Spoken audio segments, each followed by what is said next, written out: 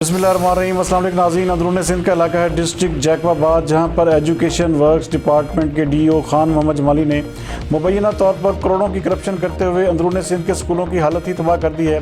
जबकि इस हवाले से सिंध हुकूमत मुकम्मल तौर पर खामोश तमाशाई बनी हुई है। हमारे नुमाइंदा खसूसी सिंध जावेद इब्राहिम मंगी के मुताबिक डिस्ट्रिक्ट जैकबाबाद के स्कूल्स की मरम्मत के नाम पर करोड़ों रुपए का फंड भी हज़म हो चुका है। डीओ खान मोहम्मद जमाली खुद ही ठेकेदार, खुद ही अफसर है।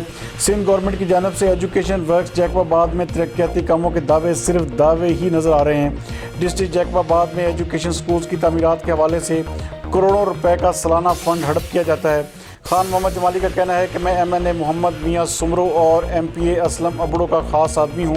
मेरा सिंध हुकूमत कुछ भी नहीं बिगाड़ सकती। जबकि जैकबाबाद और गड़ी खैरों के अंदरून सिंध के स्कूल तरक्याती कामों से महरूम हैं। बच्चे खस्ता हालत स्कूल्स में तालीम हासिल करने पर मजबूर हैं। जैकबाबाद की अवाम का कहना है कि सिंध हुकूमत को चाहिए कि जल्द अज जल्द जैकबाबाद और गड़ी खैरों के इन तरक्याती कामों का जायज़ा ले और महकमा नैब भी इस हवाले से खान मोहम्मद जमाली की इस करप्शन का नोटिस ले।